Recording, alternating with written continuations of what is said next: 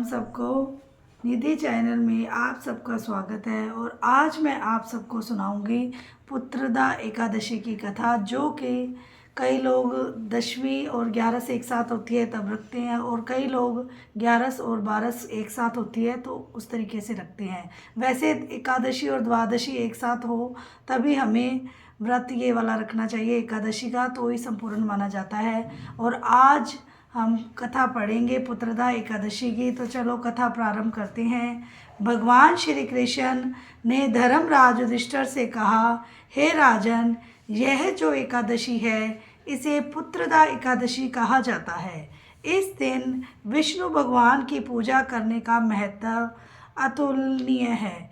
इस व्रत से जो भी दिन पुण्य मिलता है वह अन्य किसी भी व्रत से नहीं मिलता। यह तप, ज्ञान और लक्ष्मी देने वाली एकादशी है। मतलब इस दिन जो व्रत रखता है हमें लक्ष्मी की प्राप्ति होती है, पैसे की, धन की प्राप्ति होती है। तो अब इसकी कथा सुनो। भद्रावती नामक नगरी में सुकेतुमान नाम का राजा का शासन था। उनकी पत्नी का नाम शैव्य था। दोनों के कोई संतान नहीं थी। संतानहीन होने के कारण राजा और रानी हमेशा उदास रहते थे।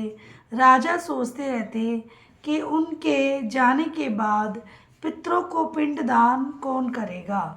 धन, हाथी, घोड़े, राज्य, सुख कुछ भी उन्हें संतोष नहीं दे पाता था। एक दिन ये व्यस्तित मन से वन की ओर निकल गए। घोड़े पर सवार होकर उन्होंने जंगल के दृश्य को देखे कहीं मृग कुंज में हिरन कूद रहे थे, और कहीं शेर और भालू घूम रहे थे, और कहीं हाथी अपने बच्चों के साथ खेल रहे थे। यह सब देखकर वे सोचने लगे, मैंने कई यज्ञ किए, ब्राह्मणों को भोजन कराया, फिर भी जीवन में यह दुख क्यों। प्यास से व्याकुल होकर जल की तलाश में इधर उधर भटकने लगे। तभी उन्हें एक सुंदर सरोवर दिखा। खिले कमल, हंस और सारस उसमें विहार कर रहे थे। किनारे पर मुनियों के आश्रम थे। राजा ने शुभ शकुन समझकर घोड़े से उतरकर उन मुनियों को प्रणाम किया। मुनियों ने प्रसन्न होकर पूछा, बोलो राजन, तुम्हारी क्या इच्छा है। राजा ने कहा, गुरुवर, मैं संतानहीन हूँ, मुझे कृपा पुत्र का आशीर्वाद दे दीजिए। मुनि बोले, आज संतान देने वाली पुत्रदा एकादशी है। यदि आप विधि पूर्वक व्रत करेंगे तो निश्चित ही भगवान की कृपा से आपको पुत्र रत्न की प्राप्ति होगी। राजा ने उसी दिन श्रद्धा से पुत्रदा एकादशी का व्रत रखा और द्वादशी को पारण किया। समय बीतने पर रानी ने गर्भ धारण किया और उचित समय पर एक तेजस्वी, पराक्रमी और प्रजापालक पुत्र का जन्म हुआ। श्री कृष्ण जी बोले, हे राजन, जो कोई पुत्र की इच्छा से या श्रद्धा से पुत्रदा एकादशी का व्रत करता है उसे निश्चित ही संतान सुख प्राप्त होता है और अंत में स्वर्ग की प्राप्ति होती है। हे भगवान, हे श्री कृष्ण, जैसे राजा को सुख दिया वैसे हम सबको भी सुख देना, और कहना सुनने वाले को और हंकारा भरने वाले को। और आप सबको कथा कैसी लगी कमेंट में ज़रूर बताना। आज मैं आप सबको एक बहुत ही ज़रूरी सूचना देने वाली हूँ। एकादशी का व्रत हमें ज़रूर करना चाहिए, क्योंकि एकादशी का व्रत करने से हमें सब सुखों की प्राप्ति होती है और अंत में इंसान मोक्ष को प्राप्त होता है और विष्णु जी के चरणों में उनको स्थान मिलता है। तो व्रत के नियम के अनुसार आपको इस दिन अन्न बिल्कुल ही ग्रहण नहीं करना चाहिए। और घर में जो भी सदस्य हैं जो व्रत नहीं भी रखते, चावल वगैरह का प्रयोग बिल्कुल ना करें। और इस दिन आप सिंघाड़े का आटा, कुट्टू का आटा या आलू वगैरह आप खा सकते हैं और साबूदाना की खिचड़ी बनाकर खा सकते हैं। और व्रत के अंदर आप काला नमक और काली मिर्च का ही प्रयोग करें, क्योंकि वो ही सही माना जाता है।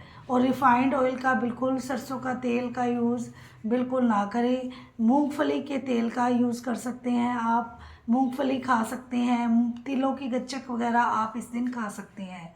और आप देसी घी से बाकी पकवान आप जो भी खाएं वो देसी घी से बनाएं या आप मूंगफली से तेल से बनाएं, तो ही आपको सही पुण्य का फल प्राप्त होगा। और इस दिन आप किसी से व्यर्थ बातें मत करें। व्यर्थ बातें करना इस दिन अशुभ माना जाता है और व्रत के पुण्य खत्म हो जाते हैं। तो इस दिन वार्तालाप कम से कम करें और श्री हरि विष्णु जी का मंत्र का जाप करते रहें। ओम नमो भगवते वासुदेवाय नमः या श्री कृष्ण गोविंद हरे मुरारी, हे नाथ नारायण वासुदेवा। इस तरह के मंत्रों का जाप आप पूरा दिन करते रहें, ताकि आपने जो भी व्रत किया है तो उसका पुण्य का फल आपको बहुत ज़्यादा मिल सके और आपके मन को भी पूरी शांति मिलेगी।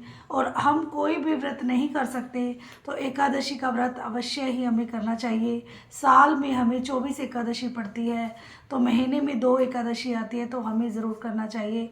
अगर आप भूखा नहीं रह सकते तो दिन में 2 बार आप फलाहार करें और 3-4 बार आप दूध चाय ले सकते हैं। इस तरीके से अपने व्रत को संपूर्ण करें। जो लोग भूखा नहीं रह सकते तो इस तरीके से आप अपना व्रत को पूरा नियम पूर्वक बढ़ा सकते हैं। और ज़्यादा से ज़्यादा भगवान का नाम का जाप करें और किसी से लड़ाई झगड़ा और चुगली वगैरह बिल्कुल ना करें, क्योंकि ये बातें करने से आपके व्रत का प्रभाव ख़त्म हो जाता है। तो आपको मेरी जानकारी अच्छी लगी तो चैनल को लाइक, शेयर और सब्सक्राइब ज़रूर करें।